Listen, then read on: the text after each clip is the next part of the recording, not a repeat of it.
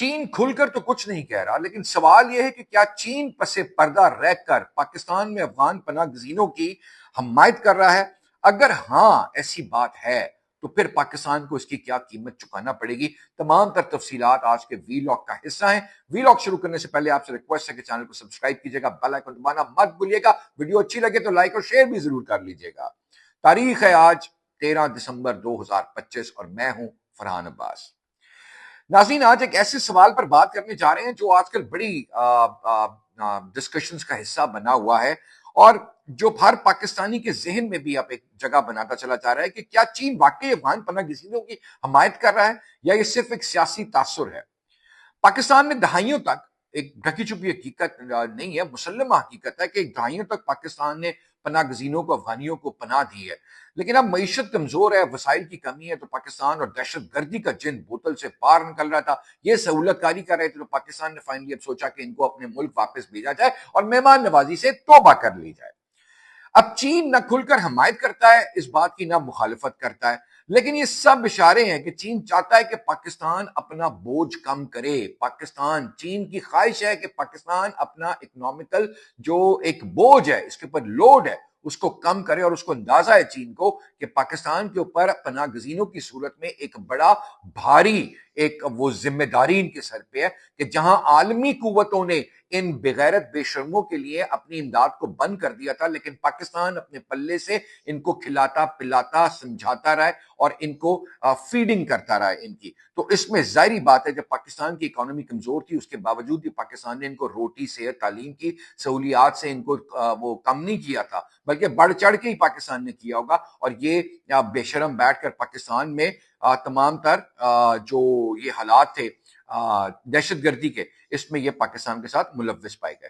اب غیر قانونی افغان پناہ گزین پاکستان میں روزگاری پر دباؤ تھا، سیکیورٹی خدشات، صحت اور تعلیم پر بوجھ بنتا جا رہا تھا۔ اب پاکستان ویسے بھی ایک آئی ایم ایف کے پروگرام کے اندر ہے اور آئی ایم ایف چاہتا ہے کہ پاکستان اپنی ذمہ داریوں کو آف لوڈ کرے، ہٹائے، تو چین اس شرط پہ بھی ایکچولی چین ساتھ کھڑا ہے کہ پاکستان ایک لون پروگرام میں بھی گیا ہوا ہے اور ان بے شرموں کی وجہ سے پھنستا چلا جا رہا ہے، تو ان کو اٹھا کے باہر کرے۔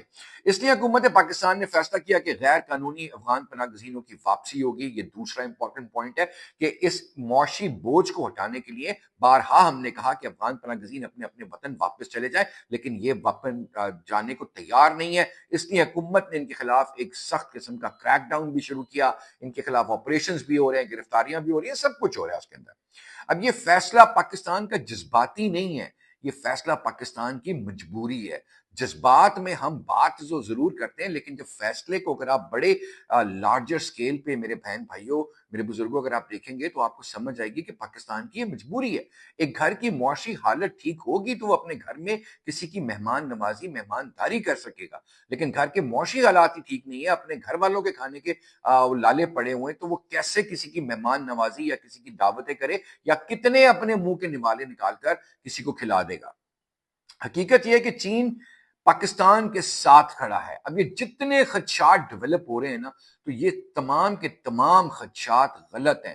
چین پاکستان کے ساتھ کھڑا ہے۔ چین چاہتا ہے کہ پاکستان مضبوط ہو، اکانومی وائز ہی مضبوط ہو، معاشی طور پہ ہی مضبوط ہو اور دفاعی لحاظ سے بھی مضبوط ہو۔ اس لیے چین پاکستان کے ساتھ بالکل کھڑا ہے، اور اگر کوئی اس بات کو پروپیگنڈا کرنے کی کوشش کر رہا ہے نا کہ چین افغان پناہ گزینوں کی حمایت کر رہا ہے، تو بالکل غلط بات ہے۔ چین ایکچولی پاکستان کا ہمدرد ہے اور پاکستان کو کسی بھی معاشی مسائل میں ہمیشہ چین نے سب سے آگے پاکستان کی مدد کی ہے۔ تو افغان پناہ گزین چین کو بھی سمجھ آ رہی ہے، جس طرح تاجکستان کو سمجھ آیا، جس طرح ایران کو سمجھ آیا، جس طرح ٹرکی کو سمجھ آیا، تو اس طرح اب گریجولی اب تمام پاکستان کے دوست ممالک بھی اس بات کا احساس کرنے لگے ہیں کہ نہیں، یہ افغان پناہ گزین پاکستان کی معیشت کے اوپر، پاکستان کی عوام کے اوپر ایک بوجھ بن چکے ہیں۔ اب اس وقت کے حالات کے مطابق جو تمام تر افغان پناہ گزین پورے پاکستان سے بھاگ بھاگ کر خیبر پختونخوا جا رہے تھے، اب فائنلی خیبر پختونخوا کی حکومت کو بھی شرم آ چکی ہے، اور خیبر پختونخوا کی حکومت بھی افغانیوں کو اپنے صوبے سے نکالنے کے لیے بہت متحرک ہو چکی ہے۔ कैटेगरी अगर कर लें तो शायद अभी दरमियान में वो तमाम चीजें कर रहे हैं, लेकिन जो पहले एक बिल्कुल फुल स्टॉप लगाया हुआ था खैबर पख्तूनख्वा की हुकूमत ने, अब वो फुल स्टॉप खत्म हो गया है। अब आहिस्ता आहिस्ता वो पेस पकड़ते जा रहे हैं। हमने पिछले दिनों में देखा कि मानसेरा में, हरीपुर में, एबटाबाद में, कोहाट में, मर्दान में, पेशावर में अब ये एक ऑपरेशन स्टार्ट होता हुआ नजर आता है। लेकिन ये इमीडिएटली नजर नहीं आ रहा क्योंकि एक भरपूर तरीके से ऑपरेशन नहीं हो रहा। लेकिन आपको अंडरस्टैंड करना पड़ेगा कि चले अल्लाह अल्लाह करके वो सिफर का नुक्ता तो टूटा ना, कि जहां पर बिल्कुल ही मंजमद हुआ हुआ था वहां पर शुरू हो गया। और अब सबसे इंपॉर्टेंट बात रियासत पाकिस्तान आपसे दरखास्त करना चाहता हूं मैं अपने प्लेटफॉर्म से, कि आपको ये जो अमीर नवाब, अमीर तरीन अफगानी पाकिस्तान में जो बैठे ना, पाकिस्तान को लूट खसूट के, जो बड़े बड़े वडेरे जागीरदार सरमायादार कारोबारी बन चुके हैं, ये सबसे बड़ी प्रॉब्लम है। ये अपने छांव में इन अफगानियों को पनाह दे लेते हैं।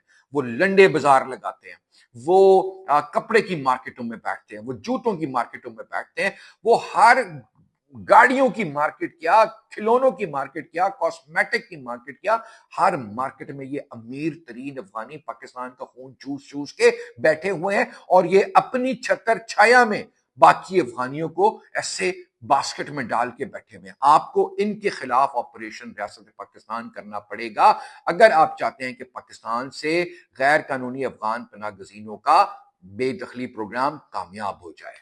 अब तक के वीलॉग के लिए इतना ही। अगले वीलॉग तक के लिए इजाजत। पाकिस्तान जिंदाबाद, पाकिस्तान पाइंदाबाद, पाक फौज जिंदाबाद, पाक फौज पाइंदाबाद।